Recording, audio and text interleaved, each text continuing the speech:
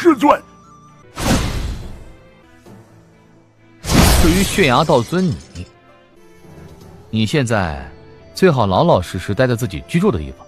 另外，今日这事儿最好也不要告诉任何人知道。我已经将这件事禀告给了元天尊呐。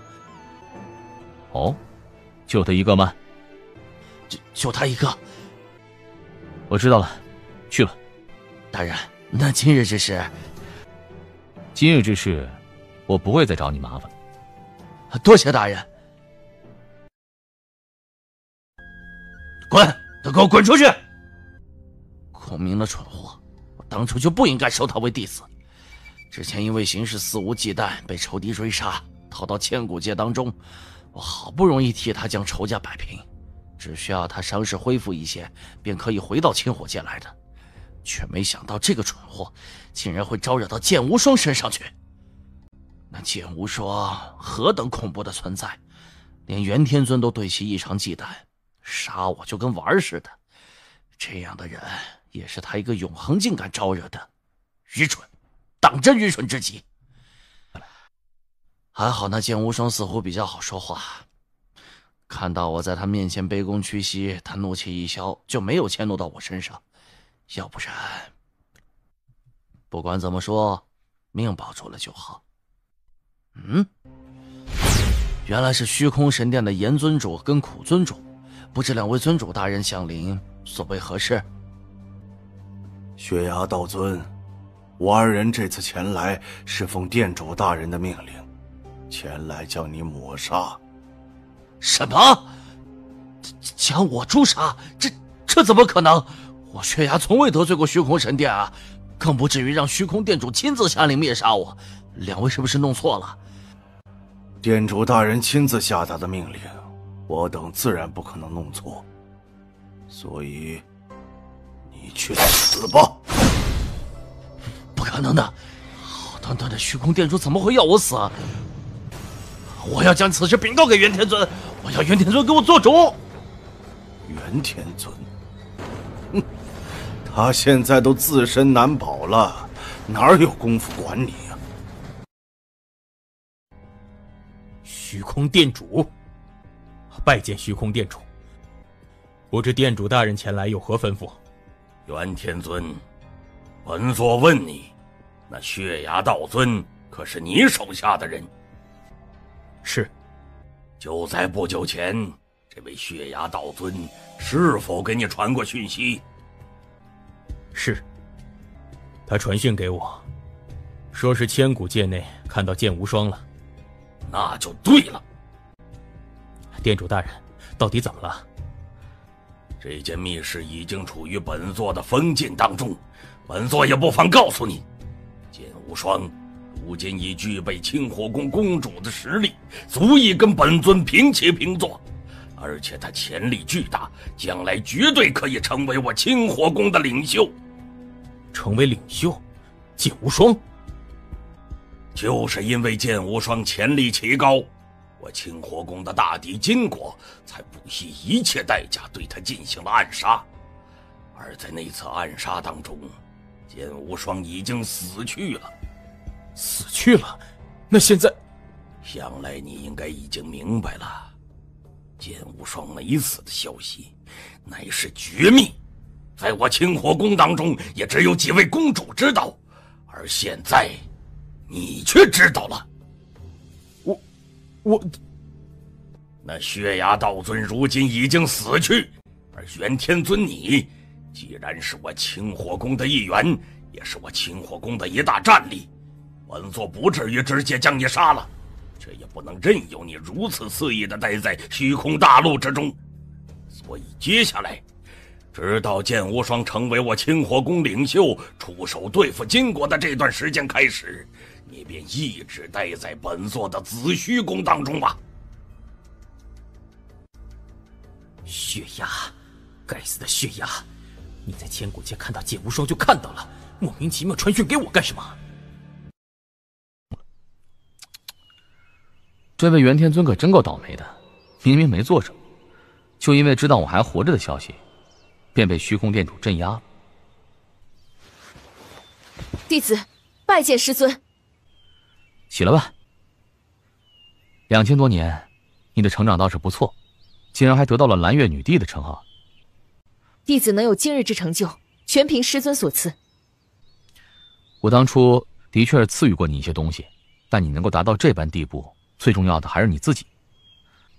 此外，你的实力放到这千古界当中，确实颇为难得，但是放到万古界当中，却什么都算不上。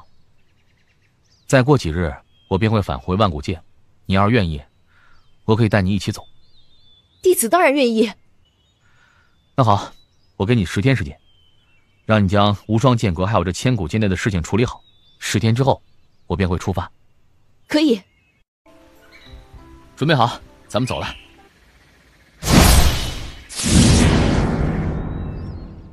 师尊，这是我2000多年前在千古界所收的弟子，名为林兰。我打算把他安置在古门内，还望师尊你能照顾一二。你弟子？那岂不是我徒孙？林兰，拜见师祖。心性天赋似乎都还算不错，只是之前一直在千古界没有适合的平台成长而已，但到了万古界却不同了。你放心吧，这小丫头我会好好照顾的。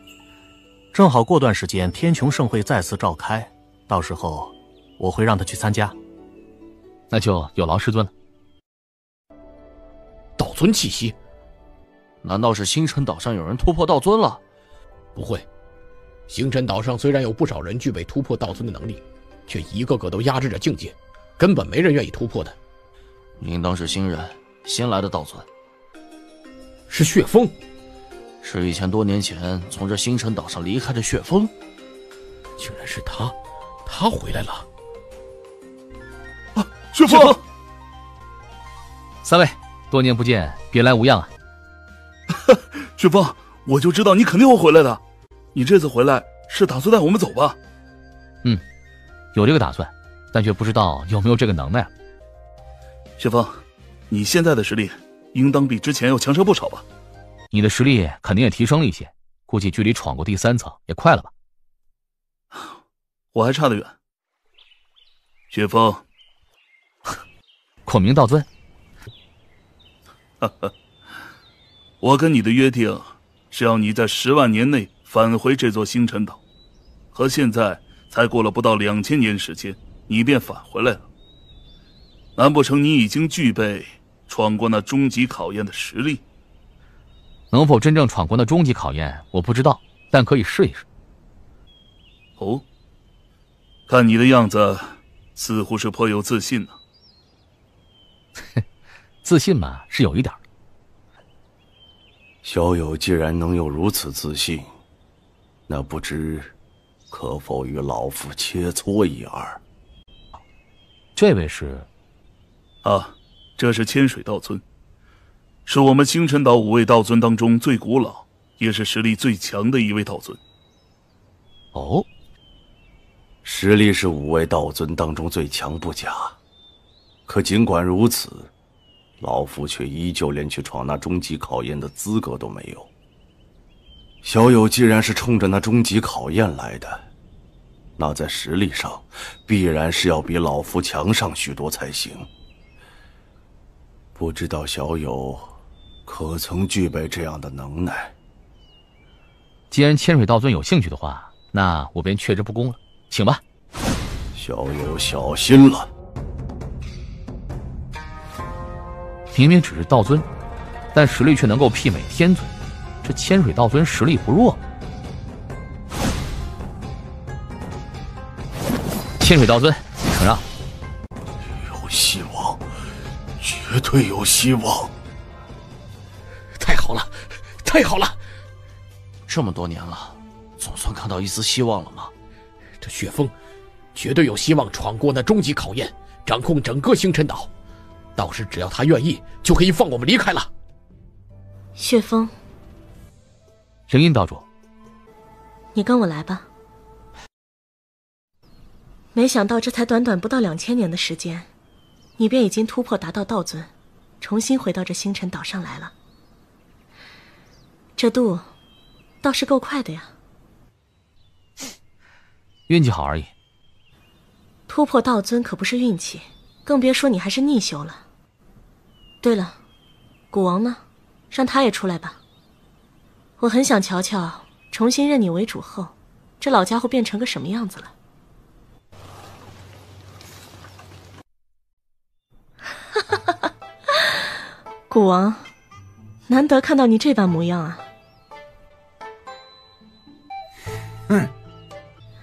雪峰，你在外闯荡的这段时间，可曾遇到过400万年前离开星辰岛的那位弟子？你说星王？我在清火界闯荡那些年，并不曾碰到过一位叫星王的强者，而且我也找人刻意查过，没找到。在清火界的确是有很多强者，为了追求更高层次的实力，一突破道尊后便选择离开清火界，去浩瀚的万古混沌世界中闯荡。这样吗？算了，不管他了。雪峰，你这次回星辰岛，想来是为了那终极考验来的。不过那终极考验可非同一般。我星辰岛上的终极考验，针对的是天尊层次。你虽然只是道尊，但身为逆修，的确有资格接受考验。可这仅仅只是有资格接受考验而已，想要闯过去，它并不容易。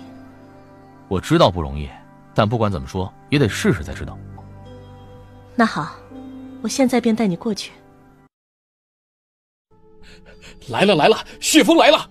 血峰倒是真够热情的。这些人都在你身上看到了希望，希望你可以闯过这终极考验，带他们离开，对你自然热情了。好了，终极考验就在那儿，你自己进去吧。他便是我在这终极考验当中的对手。你要做的便是击败我。哼，击败这尊战魁便通过考验了。这终极考验的步骤倒是简单，但过程恐怕没那么简单呢。开始了。好快！哼，我的灵魂攻击，他竟然没怎么受影响。天崩式。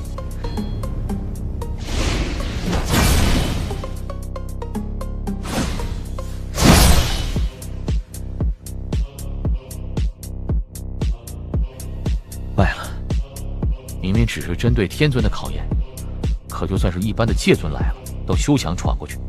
想要闯过这道考验，最起码恐怕也得具备界尊巅峰战力才行。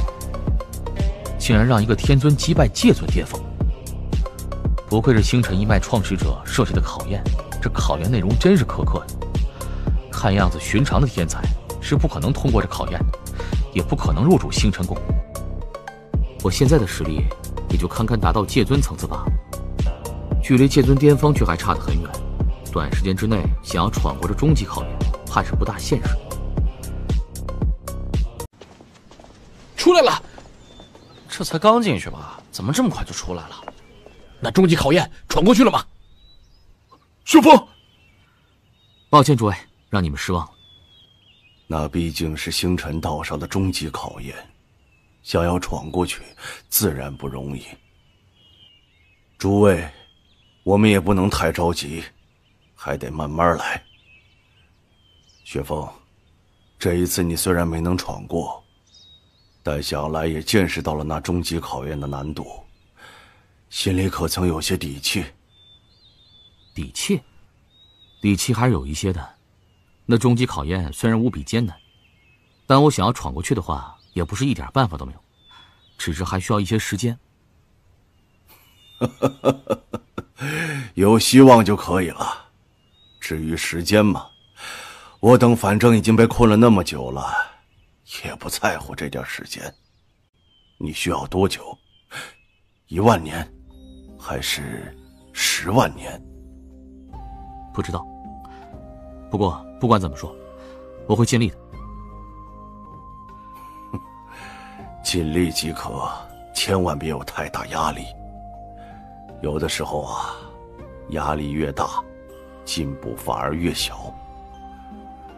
诸位，我们也都散去吧。雪峰，你多多努力，若是有什么我们帮得上的，尽管开口。等你下次准备闯这终极考验时，再通知我们。雪峰，你真有把握闯过那终极考验吗？把握倒是有一些的。剑尊巅峰战力，我现在的确还差得很远，但只要给我时间，我可以达到的。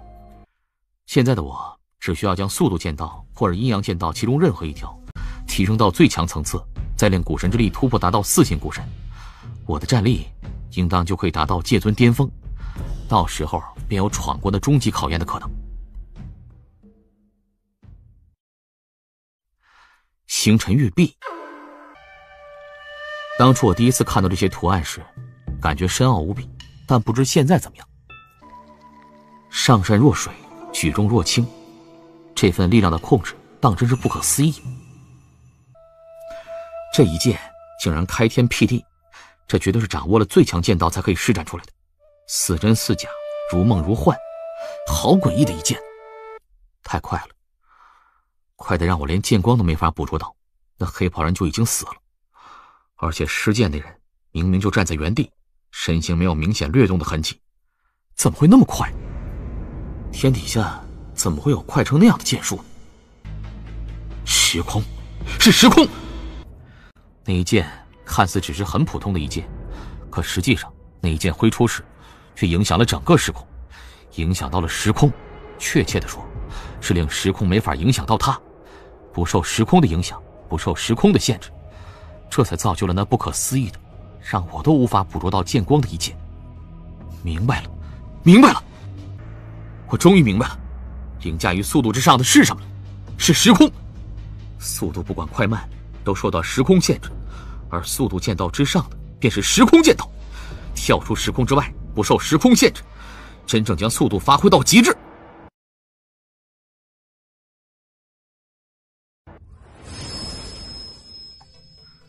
之前我掌握速度剑道，快慢结合，剑术施展而出，只能让人产生错觉，可现在这错觉却成了事实。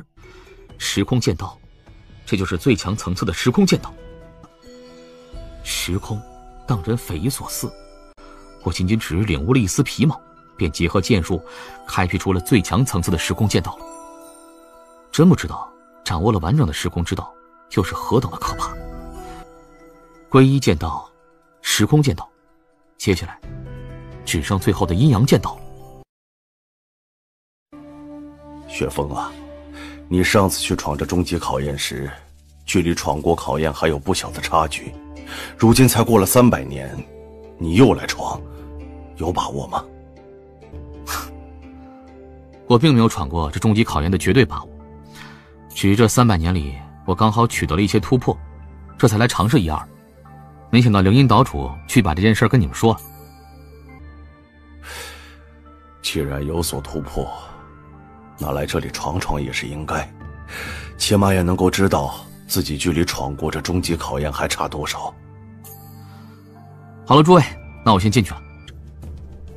上次这血峰进入了黑塔，不到一会儿就出来了，显然距离闯过考验还有极大差距，而现如今才过去300年时间，就算他取得了一些突破，恐怕也没法闯过去。想要闯过去不现实，不过这次应该可以在那黑塔当中待久一点。对，只要能待久一点，就已经算是极大的进步了。待得越久，说明他距离闯过考验也就越接近。待得越久，说明他距离闯过考验也就越接近。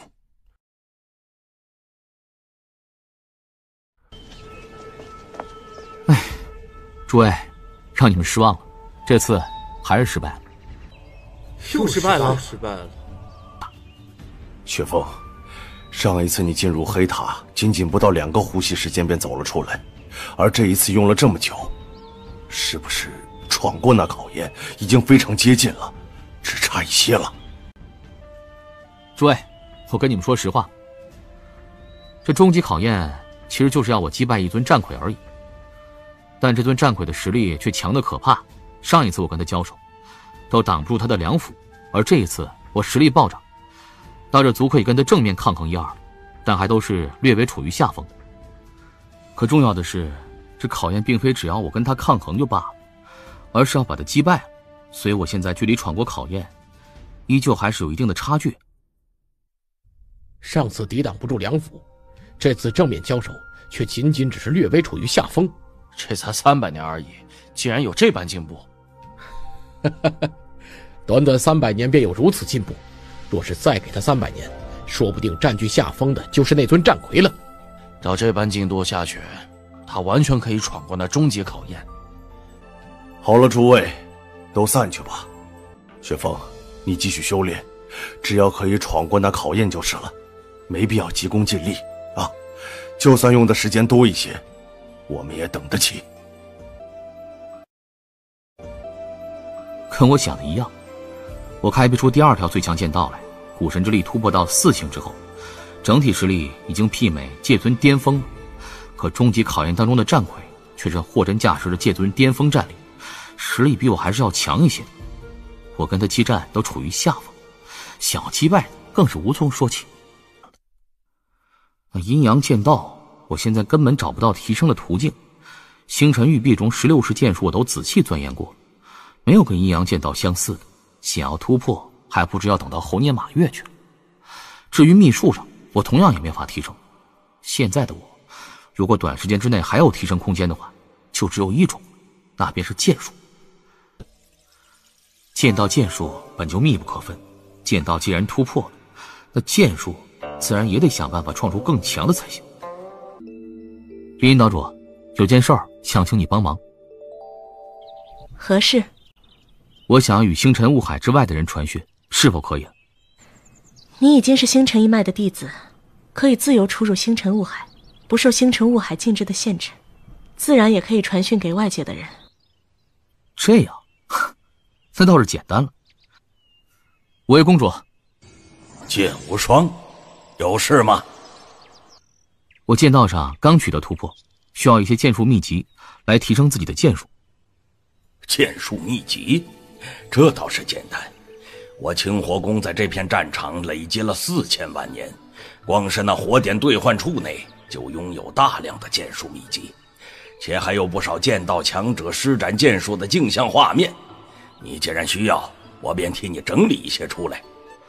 那火点？哎，不需要火点。在清火宫，我们几位公主是有特权的。火点兑换处的宝物，寻常的天尊自然需要火点兑换，但是对我们这几位公主而言，只要用得着的，直接拿去用便是了；用不着的，我们也直接放进去。你也已经是我清火宫的公主之一了，只是不曾公布而已。火点兑换处的宝物，自然也可以直接拿来用啊。是这样。既然如此，那就有劳虚空殿主了。哎，小事，告诉我你现在的位置，过几天我亲自给你送过来。剑无双，这些都是我随意整理出来的，你看够不够用？不够的话，还有不少。够用了，足够了。这些剑道秘籍，还有那些镜像画面，虽然给了我不少启发，令得我对剑术的理解也在不断的提升着，但终归缺少实践。我想要创出更强的剑术来，自然得经过不断的实践，经过不同的对手的激战，才能够创出来。这些剑道秘籍跟镜像画面，有我的第一本尊在这参悟便足够了。至于第2本尊，完全可以去外面闯荡，寻找实战，磨练自身剑术。去吧。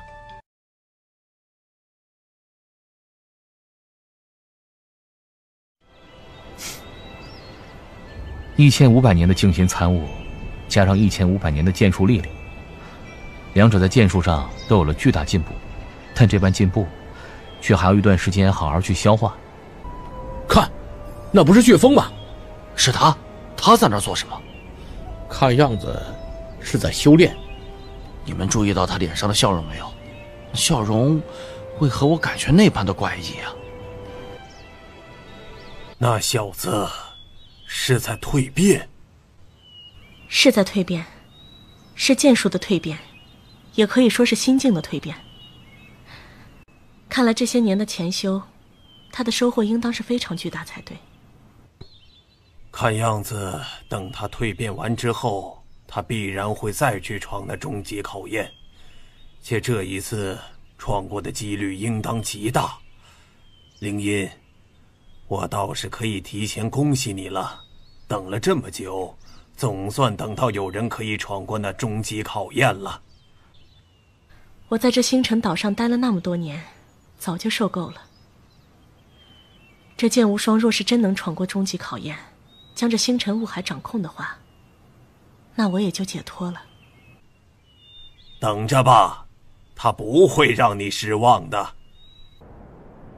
我的2大本尊静心潜修足足1500年，到现在我的剑术都已经有了巨大提升，就算再潜修下去，效果恐怕也没那般显著了，也没那个必要。星辰岛上的终极考验可以去试试。你又来了。之前2次我都败在你手里，但这次我会将你击败的。哦，很有自信吗？开始吧。之前2次激战我都是吃亏在力量上，但是这一次天崩，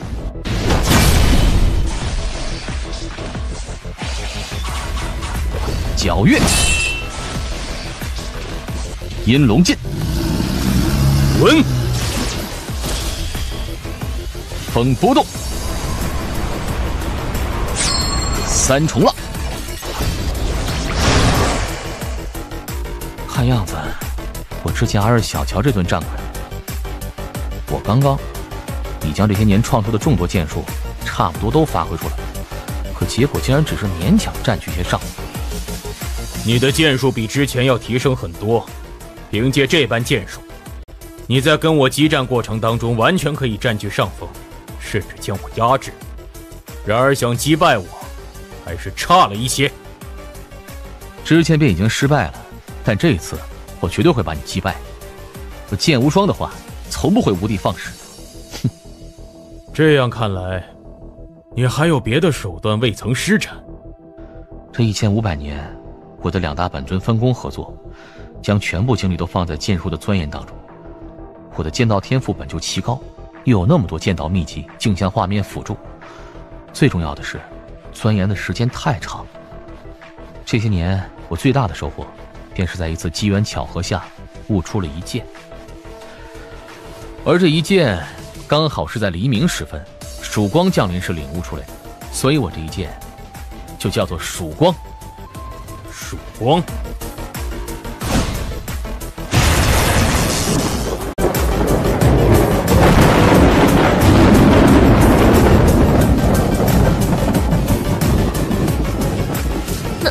那一剑，这小子，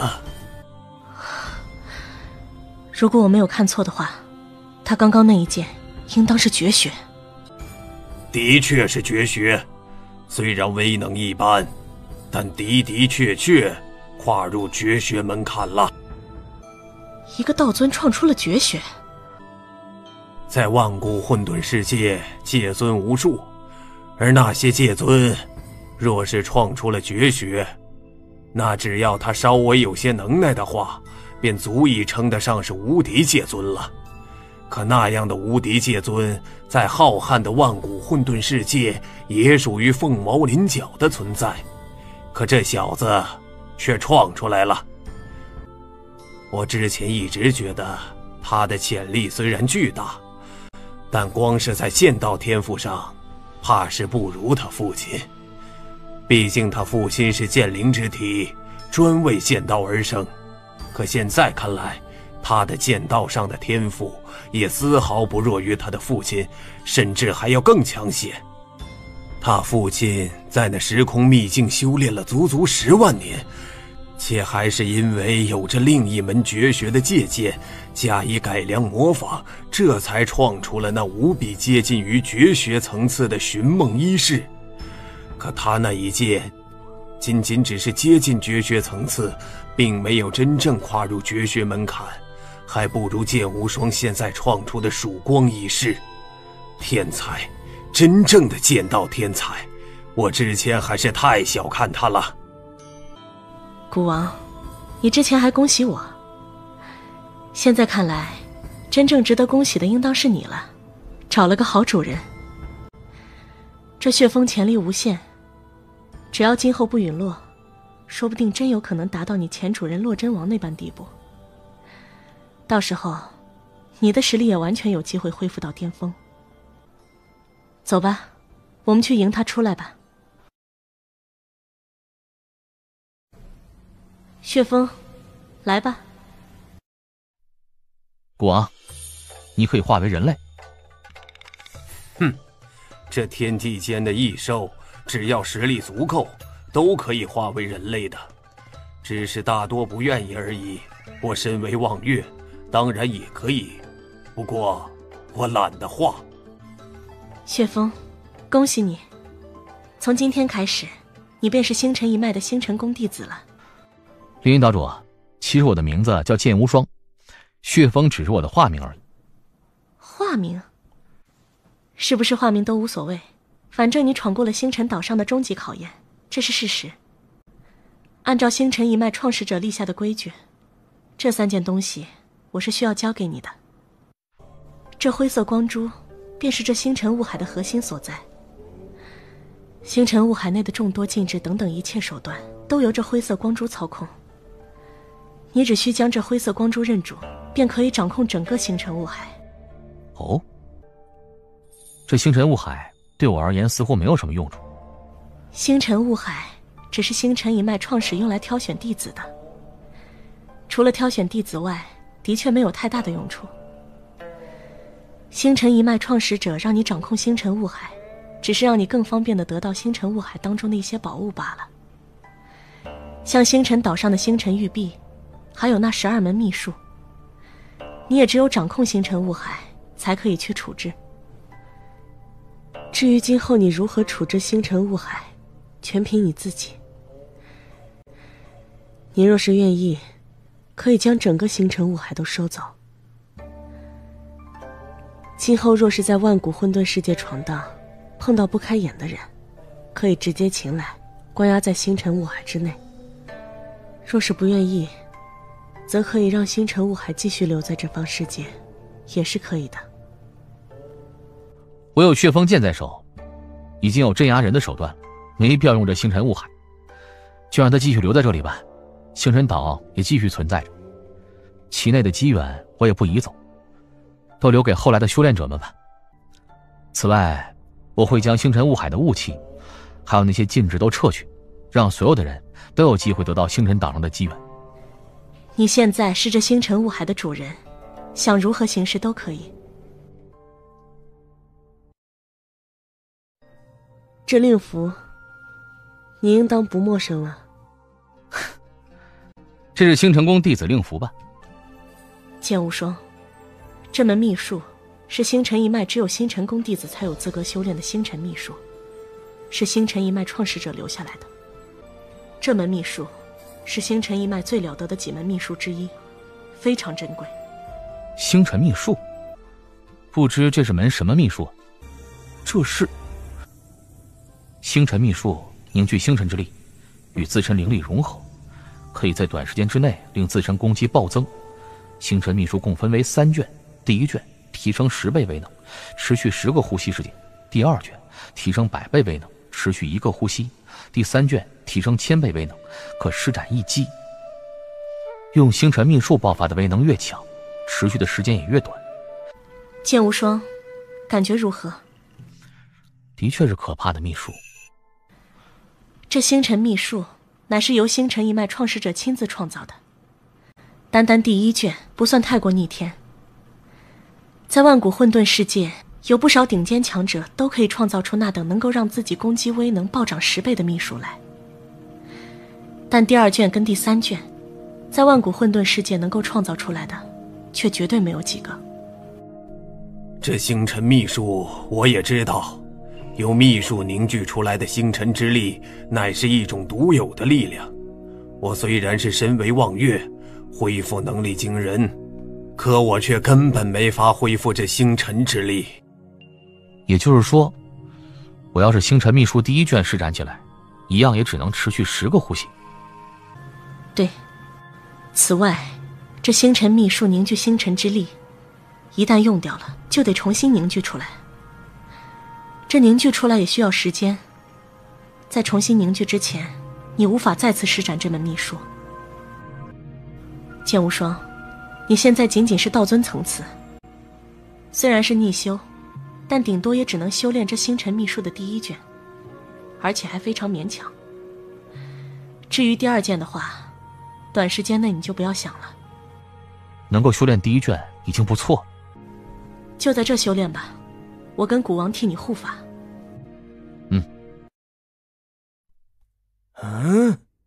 公主，公主，五位公主，你们看，我清火宫最担心的事，终于发生了。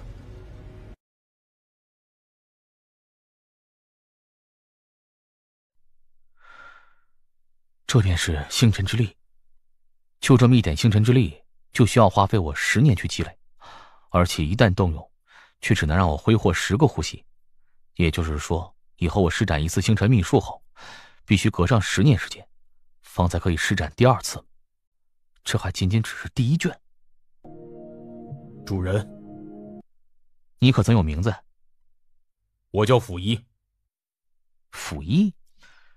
从今天开始，你便跟在我身边吧。是。林荫岛主，星辰秘术已经练成了，我也该去见见星辰岛上那些人了，他们怕是已经等急了。所有人都过来吧。诸位，这星辰雾海如今在我的掌控当中了，这星辰岛上的资源也彻底对外开放。诸位若是想留下来的话，大可以继续留下来参悟，至于想离开的嘛，这条空间虫洞通往的便是星辰雾海之外，你们大可以通过这空间虫洞直接离开。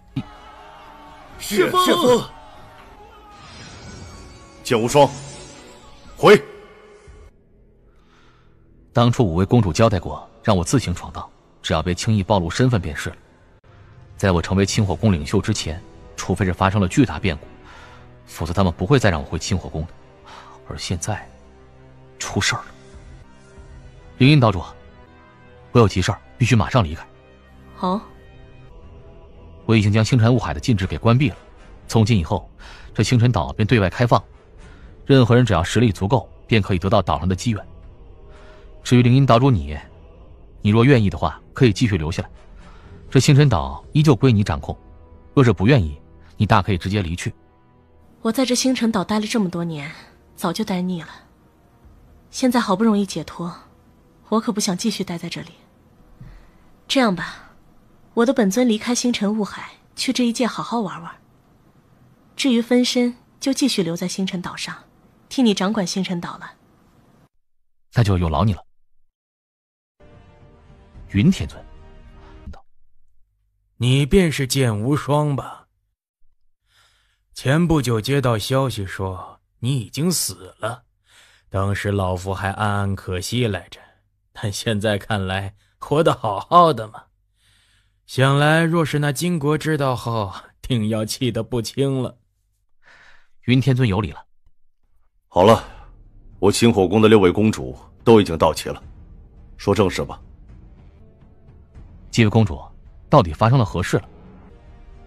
剑无双，你是我清火宫的一大杀手锏，若是寻常的事情，我们自然不会来打搅到你的修炼，但这次之事却关乎我清火宫，甚至是整个清火界的生死存亡。关乎生死，这么严重吗？剑无双，你看，这是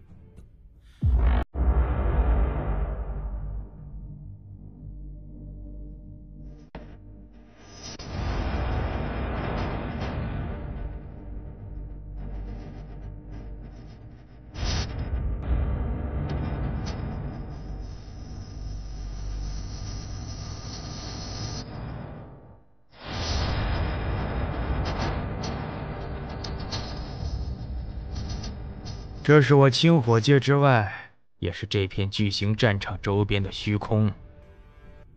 战场周边的虚空，这虚空中多了一条空间通道，而且还有着一艘界外飞船正在驶进来。难不成万古混沌世界又有别的强者降临了？别的强者？剑无双，你或许还不知道，咱们所在的这片战场所在的时空非常特殊，乃是一片巨大的时空风暴。时空风暴？咱们所在这片战场，难不成是在一片巨大的时空风暴的包裹当中？对，就是时空风暴，而且规模不小。不过咱们的清火界，包括这片巨型战场，在这时空风暴的包裹当中，却一直相安无事。时空风暴无比可怕，万古混沌世界的那些强者个个都是避讳不及，谁又会找死闯入这时空风暴当中？所以漫长岁月下来，却少有人能够来到这片巨型战场。像之前3次降临的强者，包括金国强者也好，都是无意当中闯入了时空风暴，且侥幸存活了下来，这才来到这片战场之上的。原来是这样。这时空风暴对我清火界而言，其实就相当于是一重保护伞。我清火界之所以能够占据这片战场如此之久，靠的就是这时空风暴。且我清火宫历代强者花费了无数努力与代价，与那时空风暴结合，在这片巨型战场周边的虚空布下了一重巨型阵法。这阵法乃是我清火宫真正的依仗，就因为有这阵法的存在，但凡有人闯入这片战场，我清火宫都能第一时间察觉到，且让对方连信息都没办法传递出去，便将其灭杀了。也正是因为这阵法的存在，我清火界诞生的强者才可以离开这时空风暴，去外界闯荡。而现在这画面当中的那艘界外飞船，可是直接打通了这片虚空与外界的空间通道，让那艘界外飞船可以无需透过时空风暴，不受阻碍地来到这片战场。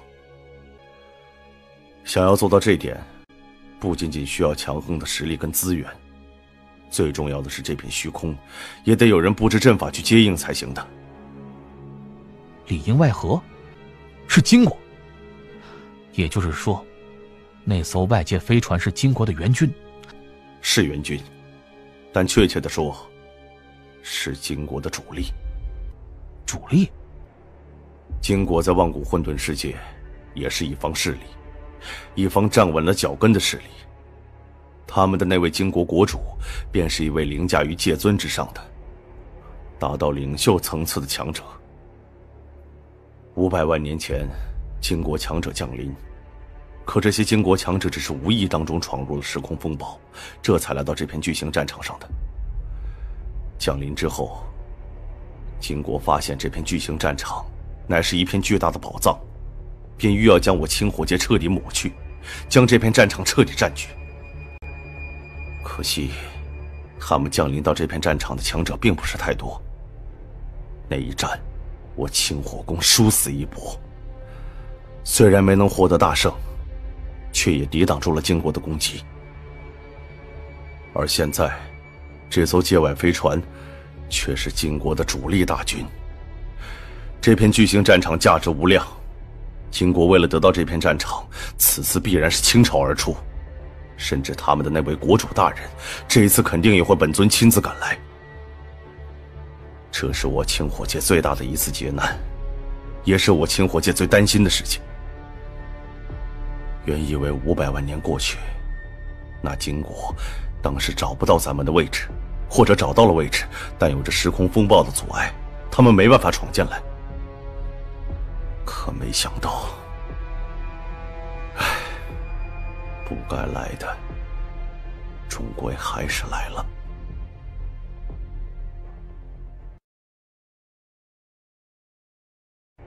剑无双，如果是按照这位轮回店主所说的，那金国主力到来的话，光凭你清火宫的这些力量，怕是很难抵挡得住。别的不说，单单那位金国国主，你清火宫便没有人能够抗衡。光靠他一人，就完全可以将你清火宫所有强者屠戮干净。诸位，难道我清火界就真的一点反抗之力都没有吗？反抗之力，当然有。500万年前，金国强者降临，论阵营实力，同样远比我清火宫要强出一大截。可后来我清火宫集整个清火界之力，还不是一样抵挡住了他们的攻势。而这一次，虽说比上次要更加凶险，但也不是一点生机都没有。只需我等同心协力，我清火界同心协力起来，同样有希望度过这次危机。那金国主力的界外飞船，现在还在那空间通道之内。我清火宫在那片虚空布置的大阵，也会竭尽全力地阻碍着他的前行。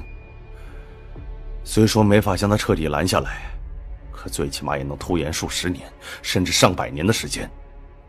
这也给了我们准备的时间。此外，我们几位公主之前商议了一下，还定下了一个计划。现在叫剑无双你来，便是希望你也一同参与其中。计划？什么计划？这计划便是趁金国主力还未降临之前主动出击，将金国残存在这片战场的力量，包括他们之前打下的根基，全部毁掉。主动出击？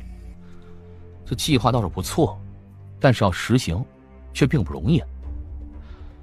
金国留在这片战场的强者，虽然在这些年跟我清火宫的厮杀当中陨落了不少，但现在却依旧还有不少强者坐镇，像界尊强者依旧还有好几位呢，力量上也依旧是强于我清火宫的。此外，经过这片战场还构建了老巢，禁制阵法重重，我们想要彻底催化他们的根基，就得杀进他们的老巢当中，谈何容易。你说的这些，我们几个之前也都商议过。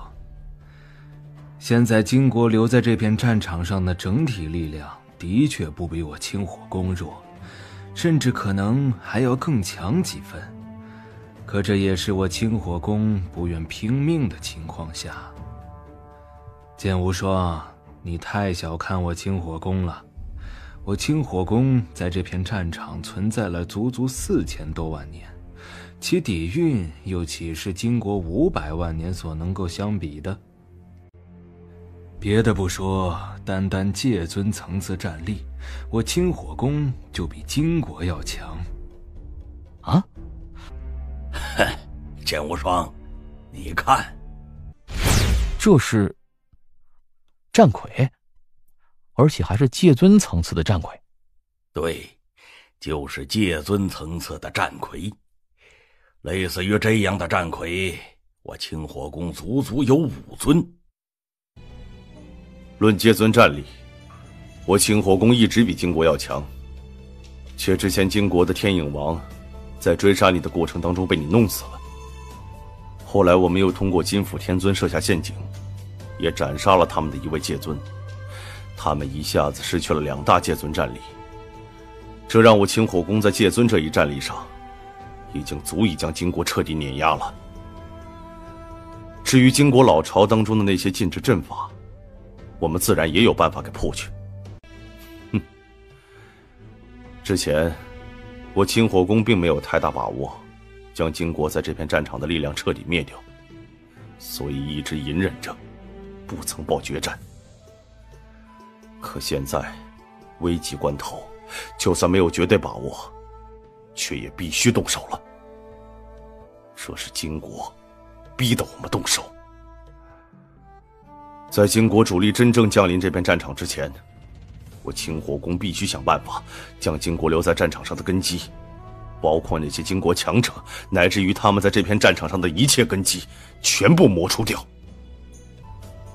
这次出手必须一击即中，不给金国任何反应的时间，所以我清火宫也必然是全力以赴。剑无双，你也是清火宫的公主，也有界尊战力，这一战你也参与进来。没问题。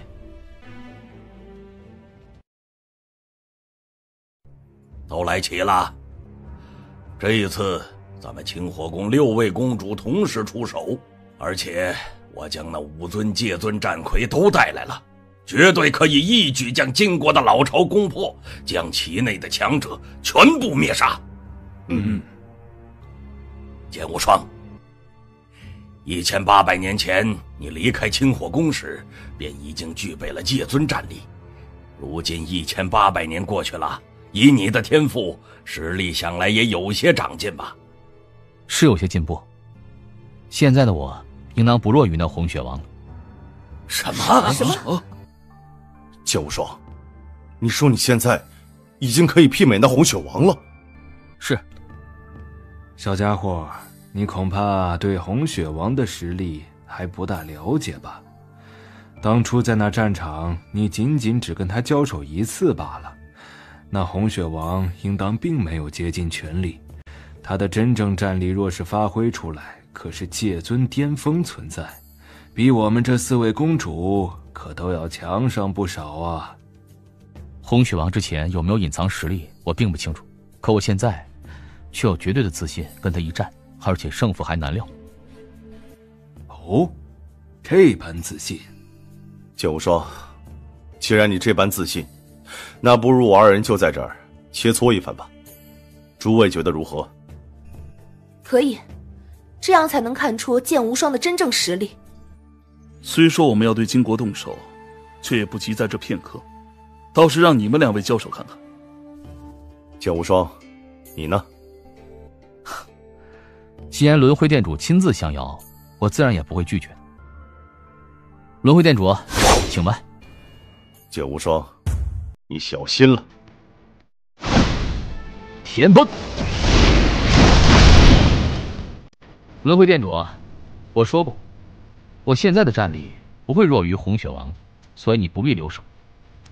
轮回，你可得小心了。就刚刚那次交锋来看，剑无双的实力可的确不弱于你多少啊！你也得打起精神来，可别阴沟里翻船了。轮回，用全力吧。倒是显得我有些自大了。既然如此，那我便全力以赴了。竟然如此轻易就化解了我这一招，好快！这一剑，剑术竟然能够影响到时空。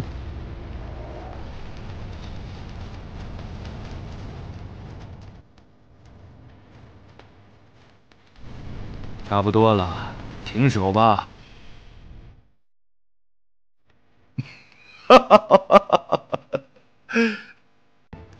轮回，这一次你可是丢脸了。可不是嘛，我之前还担心剑无双有些拖大，故意留手，可现在看来，这拖大的明显就是我自己呀。能够将你逼到这般地步，毫无疑问，剑无双的实力已达到了界尊巅峰的层次，比我们4个都要强不少啊！旭日，你这清火界第1剑修的位置，怕是保不住了呀！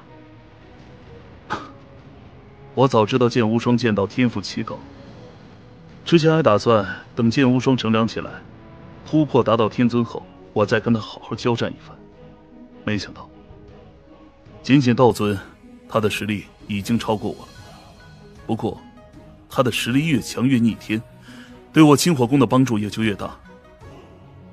的确，剑无双，你现在的实力，在我清火宫内除了我之外，应当是最强的一位了。恐怕用不了多久，连我也不是你的对手。轮回店主是我清火宫内最古老的一位公主，实力也一直深不可测。虽说我刚刚跟她激战，勉强占据一些上风，可这也是轮回店主有所保留。而且就算是金国的界尊强者，都有不少的宝物。清火宫的公主肯定更多，可这位轮回店主刚才跟我交手的时候，仅仅只是拿出一些混沌奇宝层次的手套吧，他肯定还有着众多手段不曾施展。短短1800年前，你便能有如此不可思议的进步，我现在可以100%确定，你必然是可以成长为我清火宫的领袖。但可惜的是，我清火界没有那么多时间让你去慢慢成长了。不管如何，这一战我清火宫必须要赢。对，必须赢。好了，一切都已经准备妥当，我们直接出发吧。那里便是金国老巢所在。有如此禁制存在，我们如何才能够攻破呢？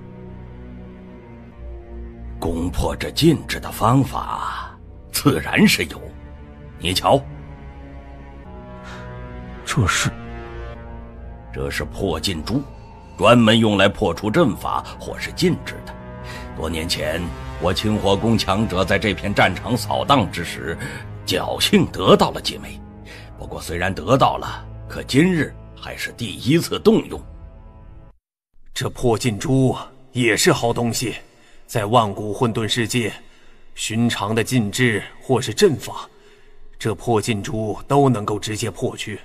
而这金国老巢周边的阵法固然强横，但恐怕也很难抵挡住一枚破禁珠的冲击。而且我没猜错的话，这位虚空殿主恐怕不仅仅只带了一枚破禁珠来。这片战场上，好东西倒还真不少。一切都按照之前布置的计划进行。待会儿破禁珠抛出，将金国周边的禁制阵法直接破去。随后我、虚空、唐皇、旭日四人带着5尊界尊战魁，便会直接杀入金国老巢之内，大肆屠戮。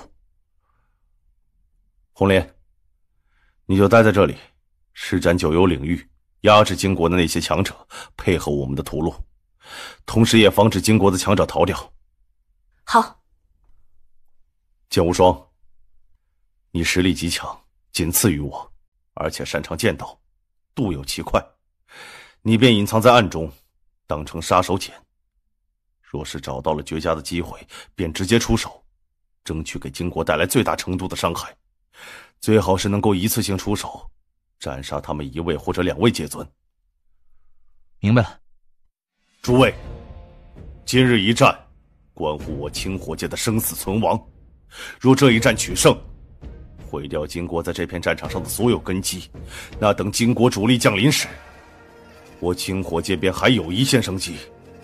可这一战若是失败，那我清火界必灭。为了那一线生机，此战绝不允许失败。这一战必胜！必胜！动手！红雪王，你的伤势已经修复好了。那剑无双可真够狠的。伤势已恢复，刚好我金国的主力大军也到来了。500万年了，我等在这片战场上等候了500万年，总算将国主大人给盼来了。哈哈哈哈！国主大人大军一到，必然摧枯拉朽，到时将清火宫包括清火界彻底覆灭，这片巨型战场就将完全归于我金国之手。这一天终于来了。这些年我在这片战场上已经打好了基础，只等国主大人率主力大军降临。这一战跟500万年前仓促动手的大战不同，此次我金国准备充分，又有诸多根基存在，且还是国主大人本尊到来，强者也更多，那清火宫绝没有任何反抗之力。这一战我金国必胜！周围的禁制阵法竟然被破了，是清火宫，他们要孤注一掷，想要毁掉我金国在这片战场上的根基。想孤注一掷博取一线生机，哼，哪有这般容易？给我拦下他们！给我破！哼！给我滚！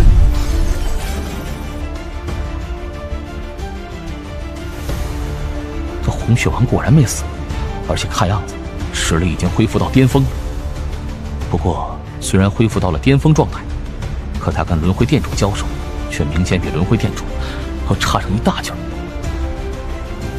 这轮回殿主所穿的战甲非同一般，估计跟你的雪煞降甲比起来也差不了太多。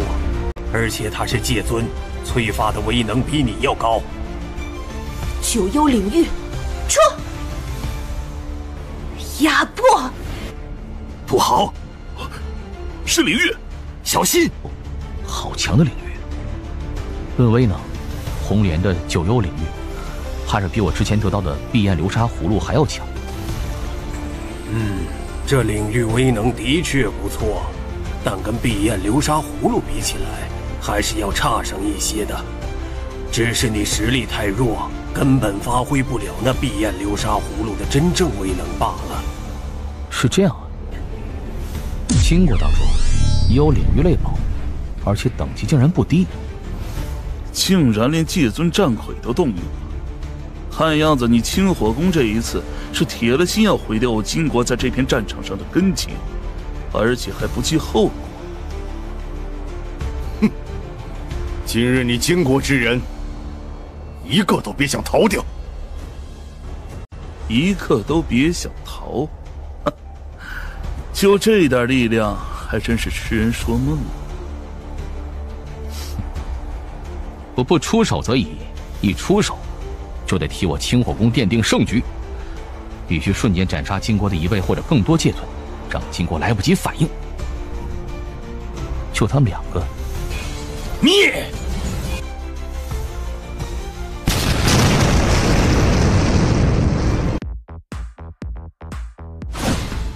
金阎王，小心！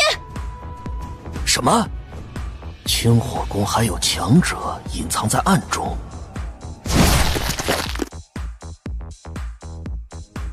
怎么会？不可能！不可能！剑无双，怎么会是你？金，可笑！你也试试我的意识攻击吧，风波动！什么？金阎王、天幻王，这是他！金阎王跟天幻王都是被他杀死的。剑无双，剑无双，他就是剑无双。他不是死了吗？怎么还会活着？而且就算活着，实力怎么一下子提升了这么多？混蛋，你竟然没死！抱歉，让你失望了。呵呵，剑无双，好样的，做得好！哼，一口气灭杀了2大界尊，我倒要看看这金国还能兴起什么浪来。杀！死！不好！该死！小子，这可是界尊强者啊！可在他手中，竟然瞬间被灭杀，太强了！他太强了！逃！逃！该死的！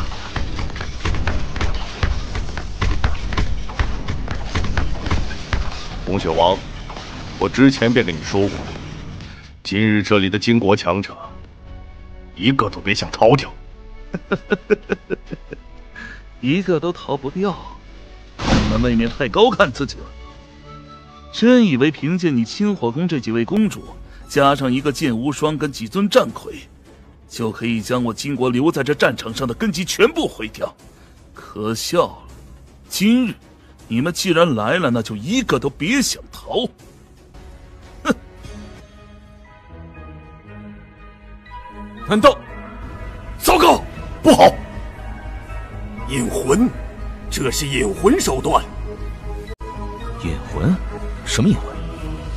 引魂是万古混沌世界流传的一种颇为另类的手段，这是将自己的一丝意识融入精血当中，然后施展秘术降临到战魁或者是别的容器当中。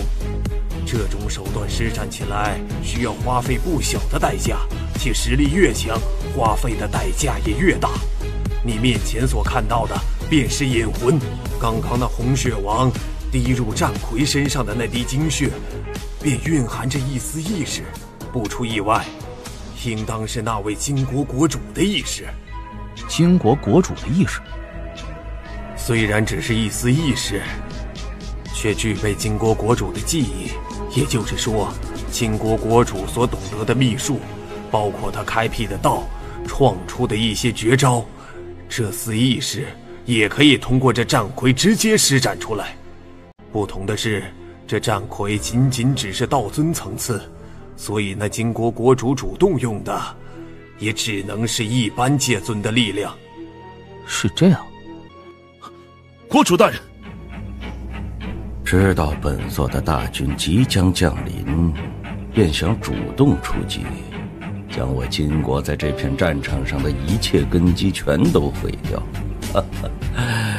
你们清火宫的几位公主倒是挺聪明的嘛，而且魄力也不小。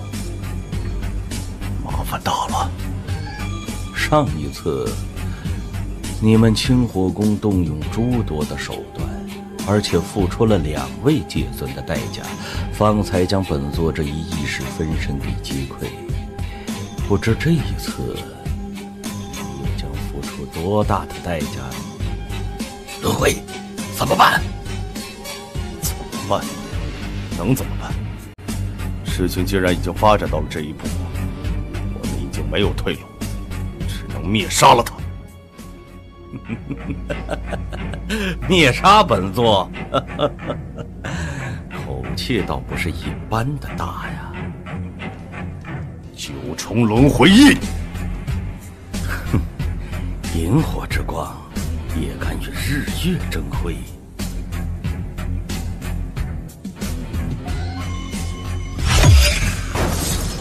蝼蚁终归是蝼蚁。轮回，轻轻降临一道意识，便强成这样。虽说承载他意识的这尊战魁，仅仅只是普通界尊层次，令这金国国主爆发出的也仅仅只是普通界尊的力量，可这境界却太高，他开辟出的道的威能，还有他拥有的众多手段秘术，都远非我等所能够比。综合起来，他的战力必然已经达到了界尊的最极限，也就是无敌界尊层次。无敌界尊，我也是。整个清火宫除了我，恐怕无人可以抗衡的。既然是这样，你们几个是清火宫的公主，在清火宫有举足轻重的地位。若是今日能够将你们全都灭杀在这里，那等我金国大军降临横扫清火界时，想来也会少去一些阻力。剑无双，剑无双，别冲动，快跑！剑无双，你不是他的对手，赶紧退啊！剑无双，别傻！哎呀，有意思啊！这样的愣头青，本座在万古混沌世界当中可是很难见到，也只有你们这样彻底与外界隔绝的一方界面中才有可能见到啊！既然你想先死的话，那本座就成全你。绝学，那是。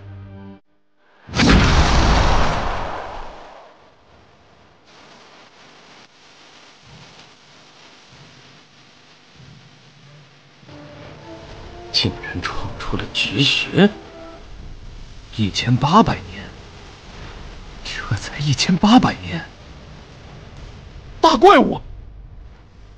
刚刚那一剑，他才是清火界真正的第一剑修。如果本座没看错的话，你应当还只是道尊。哼，是又怎么样？区区道尊竟创出了绝学，具备无敌界尊战力，倒是真够了得的。万古混沌世界天才无数，而你却比本座之前见过的任何一位天才都要耀眼的多了。看在你有如此天赋的份上，本座可以给你一个机会。机会？什么机会？一个让你臣服于本座的机会。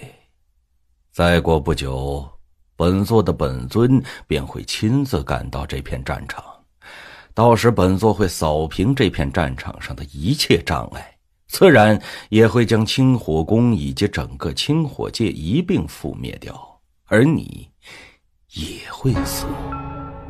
可是你若是答应臣服于本座，那本座便会绕过你的性命，甚至直接收你为亲传弟子。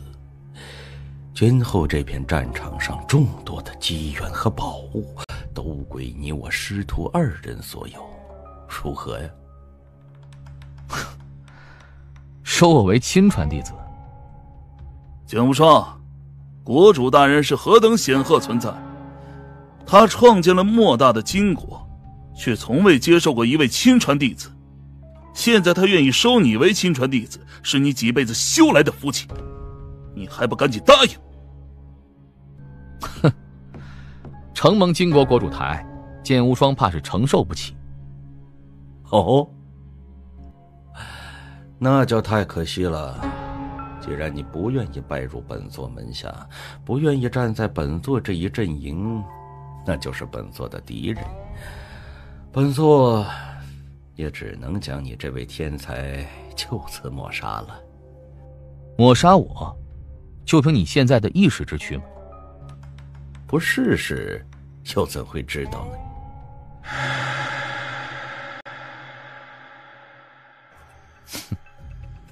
意识攻击竟然挡住了，看来本座是有点小瞧你了。单凭我这意识之躯的确杀不了你，那就只能等本座亲自降临时再来对付你了。至于现在，先将其他几条杂鱼收拾掉再说吧。有我在，你没这个机会的。哦，银龙劲，风波动，有点意思。我的风波动可是将时空剑道发挥到了极致，每一剑都影响时空之力，何等的快！可他竟然将每一剑都抵挡了下来，而且还抵挡得这么轻松。还有什么能耐，尽管使出来吧。分身，杀！轮回殿主，一起出手！好。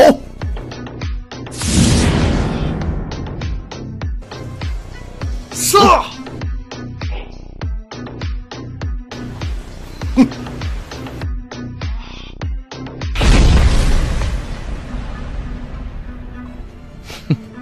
果然，这引魂手段引来的只是金国国主的意识，但身躯却还是战魁之躯。这战魁仅仅只是普通界尊层次的战魁，肉身防御能力也就是普通界尊层次的，又没有任何护体的手段。就算是随便一尊界尊的攻击降临到他身上，都足以令其出现破损了，更别说是轮回殿主这蛮横的一撞了。而且战魁破损的地方，他没法恢复过来。剑无双，本座记住你了。用不了多久，本座的本尊便会降临到这片战场之上，到时我倒要看看你清火宫拿什么抵抗本座。别以为毁掉我金国在这片战场上的根基，你们便能有一线生机，不可能。这一次本座有充分的准备，不管你清火宫有什么底蕴手段，即使都将摧枯拉朽，你们都等死吧。仅仅是一尊意识便如此难缠，这金国国主本尊若是亲自降临，又将会怎么样？剑无双，诸位，金国那些强者都如何了？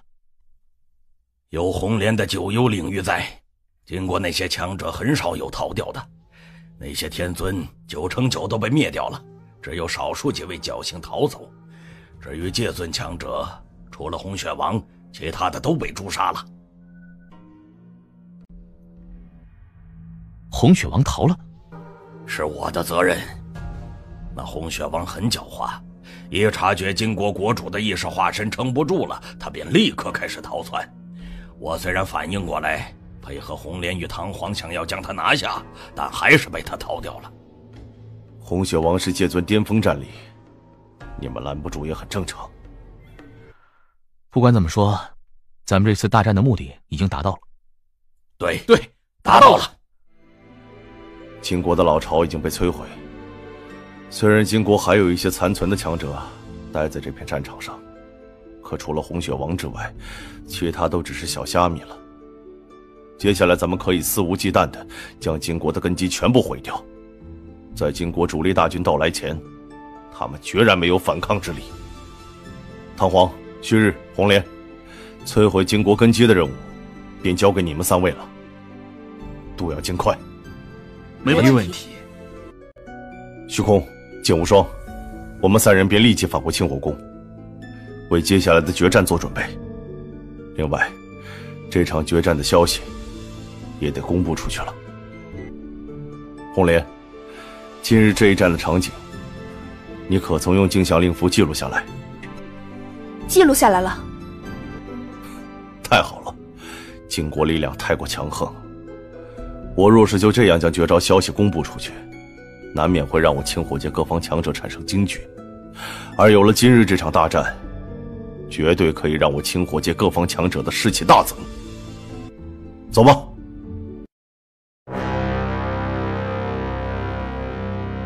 剑无双，有意思。没想到一个小小的清火界，竟然还孕育了一位如此了得的天才。仅仅道尊，却具备无敌戒尊战力，本座都不曾听说过。这小子的潜力，倒真是当真无法估量啊。可惜，他不愿意当本尊的弟子。既然如此，那像他这样的顶尖天才，就得提前铲除掉才行。九溪，金风大人，本座的这艘界外飞船需要多久才能真正降临到那片战场上啊？这片虚空颇为古怪，而且那清火宫刻意利用这片虚空布置了一重法阵。现在清火宫的人利用这片虚空的大阵限制阻碍界外飞船的度，我也没办法，只能让界外飞船慢慢穿过这条空间通道。至于具体时间嘛，起码还需要80年。80年，久了点儿。那剑无双天赋奇高，现在就具备无敌戒尊的战力。一旦他再次取得突破，达到天尊层次，他战力大涨，说不定足以跟本座抗衡。到时候本座想要覆灭清火界，便会艰难不少啊。80年，看似短暂，但是对那样的天才来说，80年他说不定就可以找到突破的契机。唉，难道就不能强行穿过这条空间隧道吗？不能，我之所以能够打通这片虚无的空间通道，是有着几分运气在内的。现在空间通道好不容易打通，我却无法保证它绝对稳定。一旦强行依靠界外飞船去闯，难保不会让这条空间通道崩溃，到时我们的努力可就前功尽弃了。哼，既然没办法，那就罢了。本座要你准备的那东西可准备好了？花费了数十万年的时间，付出了无数的代价，自然准备妥当了。很好，便让那清火界多存在80年。80年之后，谁也阻挡不了本座。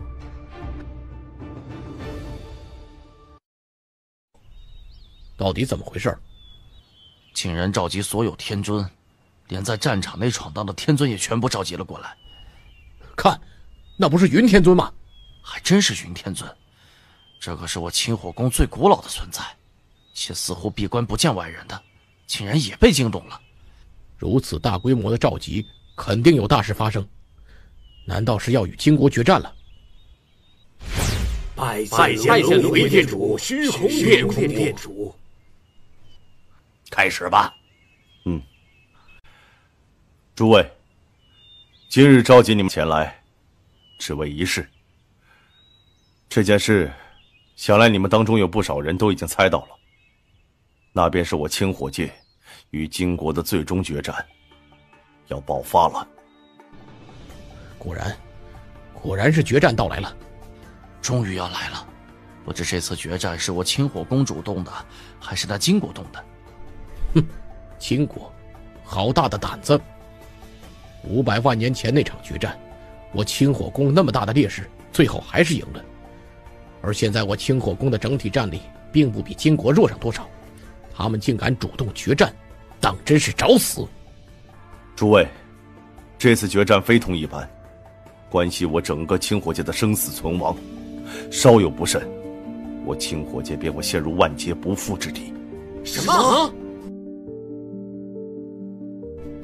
但是你们都看到了，这画面当中的界外飞船来自于金国，是金国的援军，且还是金国的主力大军，由金国那位至高无上的国主亲自统领。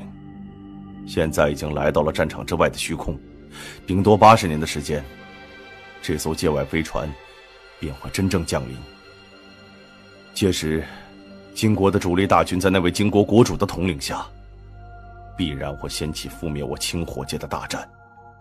而这一战，对我清火界而言，将会比500万年前那一战更加凶险。什么？本座并不想吓你们，但有些事情却必须告诉你们。这次大战跟500万年前不同，这次金国是有备而来，甚至是倾巢而出，就为了覆灭我清火界，好占据这片战场。据我保守估计，金国这次到来的强者数量，起码是500万年前那一战的数倍以上，且还有金国国主那位凌驾于界尊之上的超级强者亲自统领。而在我清火宫，甚至是整个清火界内，暂时没有能够与那位金国国主正面抗衡的巅峰强者。强者比500万年前那一战还要多出数倍。那位金国国主竟然亲自到了，如此恐怖的力量，我清火宫如何能抵挡？完了，我清火界要完了！哼！瞧瞧你们，一个个的都成什么样子了！废物！现在金国主力大军还未降临，你们便已经吓成这样。那等金国大军杀来时，我清火界岂不是什么都不用做了？我等也洗干净脖子在那等死算了。哼！